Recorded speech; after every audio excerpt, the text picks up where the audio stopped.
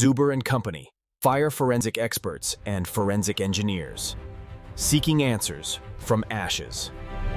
Seeking answers.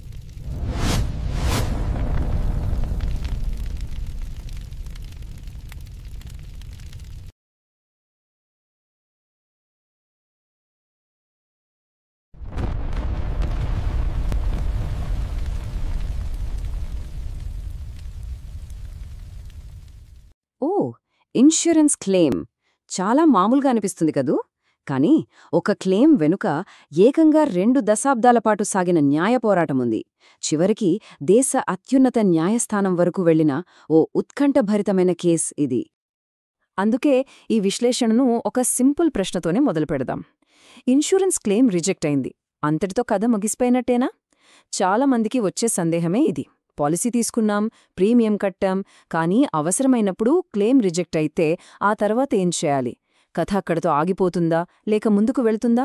తెలుసుకోవడం నిజంగా చాలా ముఖ్యం. సరే, ఇక అసలు కథలోకి వెళ్ళిపోదాం. ఈ సంఘటన జరిగింది 2005లో. ఆ ప్రదేశం కోపర్గావ్ సహకారీ సహకార్ కార్ఖానా, అంటే ఒక చక్కెర ఫ్యాక్టరీ అన్నమాట. మే 12, 2005. ఆ రోజు ఆ ఫ్యాక్టరీలో అంతా మామూలుగానే నడుస్తోంది. కానీ ఉన్నట్టుండి ఒక పెద్ద శబ్దంతో బాయిలర్ పేలిపోయింది. ఆ ఒక్క పేలుడు, ఆ ఒక్క సంఘటన రాబోయే 20 ఏళ్ల సుదీర్ఘ న్యాయ పోరాటానికి నాంది పలుకుతుందని ఆ క్షణంలో బహుశా ఎవరూ ఊహించి ఉండరు.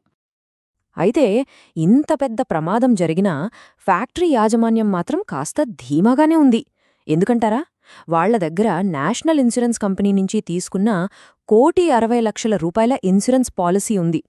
సరిగ్గా ఇలాంటి బాయిలర్ ప్రమాదాలను కవర్ చేయడానికే ఆ పాలసీ తీసుకున్నారు. మరి అంతా సవ్యంగానే ఉంది, పాలసీ ఉంది కదా అని అనుకుంటున్న టైంలోనే వాళ్లకి ఊహించని ఒక పెద్ద షాక్ తగిలింది. నష్టపరిహారం కోసం ఫ్యాక్టరీ క్లెయిమ్ ఫైల్ చేయగానే ఇన్సూరెన్స్ కంపెనీ ఏమాత్రం ఆలస్యం చేయకుండా వెంటనే ఆ క్లెయిమ్ను తిరస్కరించేసింది. ఇక్కడే అసలు ట్విస్ట్ మొదలయ్యింది. ఇన్సూరెన్స్ కంపెనీ చెప్పిన కారణం చాలా ఆసక్తికరంగా ఉంటుంది. వాళ్లేమన్నారంటే, ఇది యాక్సిడెంట్గా జరిగిన పేలుడు కాదు, ఆ బాయిలర్ ట్యూబ్లు దాదాపు 20 ఏళ్లుగా నెమ్మదిగా అరిగిపోయి పాడైపోవడం వల్లే ఈ నష్టం జరిగింది. కాబట్టి ఇది మా పాలసీలో ఉన్న ఎక్స్క్లూజన్ క్లాజ్ నంబర్ 5 కిందకొస్తుంది. అందుకే మేం డబ్బులు ఇవ్వలేమని తేల్చి చెప్పేశారు. సో క్లెయిమ్ రిజెక్ట్ అయిపోయింది. కథ ముగిసిపోయిందా? లేదు. నిజానికి అసలు కథ అప్పుడే మొదలైంది. ఆ రోజు మొదలైన ఆ న్యాయ పోరాటం 1-2 సంవత్సరాలు కాదు, ఏకంగా 2 దశాబ్దాల పాటు సాగింది. ఈ కేసు ప్రయాణం ఒక సినిమాని తలపిస్తుంది. చూడండి, 2005లో బాయిలర్ పేలింది, క్లెయిమ్ రిజెక్ట్ అయింది. చాలా ఏళ్ల తర్వాత 2012లో రాష్ట్ర కమిషన్ ఫ్యాక్టరీకే అనుకూలంగా తీర్పిచ్చింది. హమ్మయ్యా అనుకునేలోపే 2020లో జాతీయ కమిషన్ ఆ తీర్పును పూర్తిగా తిప్పికొట్టింది. ఇన్సూరెన్స్ కంపెనీదే కరెక్ట్ అని చెప్పేసింది. ఇక వాళ్లకి మిగిలిన చివరి ఆశ సుప్రీంకోర్టు. అక్కడికే వెళ్లారు. ఇక కథ క్లైమాక్స్కు చేరుకుంది. దేశ అత్యున్నత న్యాయస్థానం సుప్రీంకోర్టులో ఇరుపక్షాల వాదనలు ఎలా ఉన్నాయో చూద్దాం. చూడండి, ఫ్యాక్టరీ వాదన చాలా సూటిగా ఉంది. వాళ్ళేమన్నారంటే, మా దగ్గర ఈ ప్రమాదానికి కొన్ని నెలల ముందే తీసుకున్న సేఫ్టీ సర్టిఫికెట్ ఉంది.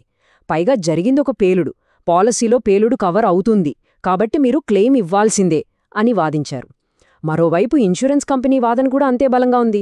ఆ ట్యూబ్స్ 1986లో పెట్టినవి, చాలా పాతవి, వాటి లైఫ్ అయిపోయింది, ఇది కేవలం సాధారణ అరుగుదల తరుగుదల వల్లే జరిగింది. మా ఎక్స్క్లూజన్ క్లాజ్ 5 ప్రకారం మేము డబ్బులివ్వక్కర్లేదు అని గట్టిగా వాదించారు. ఇప్పుడు సుప్రీంకోర్టు ముందున్న అతిపెద్ద సవాలు ఒక్కటే, ఆ ఇన్సూరెన్స్ కాంట్రాక్ట్ను ఎలా అర్థం చేసుకోవాలి. ఎందుకంటే మొత్తం కేస్ భవిష్యత్తు ఆ పాలసీ డాక్యుమెంట్లో దాగి ఉన్న కొన్ని చిన్న అక్షరాల మీదే ఆధారపడి ఉంది. ఇదే ఆ కీలకమైన మినహాయింపు క్లాజ్ 5. ఇన్సూరెన్స్ కంపెనీ మొత్తం వాదనకు ఇదే గుండెకాయలాంటిది. దీన్ని మామూలుగా పైపైన చదివితే ఇన్సూరెన్స్ కంపెనీ చెప్పిందే కరెక్ట్ అనిపిస్తుంది. ఎందుకంటే మెటీరియల్ అరిగిపోవడం, వేస్ట్ అయిపోవడం వల్లొచ్చే నష్టాలు కవర్ అవ్వవు అని చాలా స్పష్టంగా రాసి ఉంది కదా. కానీ ఆగండి, అదే క్లాజ్లో బ్రాకెట్లో దాగి ఉన్న ఈ చిన్న వాక్యం చూడండి, unless such defects result in explosion. అంటే అటువంటి లోపాలు పగుళ్ళు గనక ఒక పేలుడుకు దారి తీస్తే తప్ప. అంతే. ఈ ఒక్క చిన్న వాక్యం మొత్తం కేస్ గతిని మార్చేసిందే. దీని అర్థం చాలా సింపుల్. అరుగుదల తరుగుదల వల్ల నష్టం జరిగితే క్లెయిమ్ రాదు, నిజమే. కానీ అదే అరుగుదల తరుగుదల వల్ల ఒకవేళ పేలుడు జరిగితే అప్పుడీ మినహాయింపు వర్తించదు, క్లెయిమ్ ఖచ్చితంగా ఇవ్వాల్సిందే. ఇక్కడ కోర్టు అట్మోస్ట్ గుడ్ ఫేత్ అనే ఒక చాలా ముఖ్యమైన ఇన్షూరెన్స్ సూత్రాన్ని కూడా గుర్తుచేసింది. దీని ప్రకారం ఒక ఇన్షూరెన్స్ ఒప్పందంలో రెండు పార్టీలు అంటే కంపెనీ, కస్టమర్ ఇద్దరూ ఒకరికొకరు అన్ని నిజాలు చెప్పుకోవాలి, ఏదీ దాచకూడదు. ఫ్యాక్టరీ వాళ్లు బాయిలర్ గురించి ఏవో విషయాలు కావాలని దాచిపెట్టారని ఇన్షూరెన్స్ కంపెనీ కోర్టులో నిరూపించలేకపోయింది. ఇదే వాళ్ల వాదనను బలహీనపరిచింది. మొత్తం వాదనలు విన్న తర్వాత కోర్టు తన తీర్పుకు కొన్ని కీలకమైన కారణాలు చెప్పింది. 1. ఫ్యాక్టరీ దగ్గర ప్రభుత్వ అధికారి ఇచ్చిన చెల్లుబాటు అయ్యే ఫిట్నెస్ సర్టిఫికేట్ ఉంది. 2.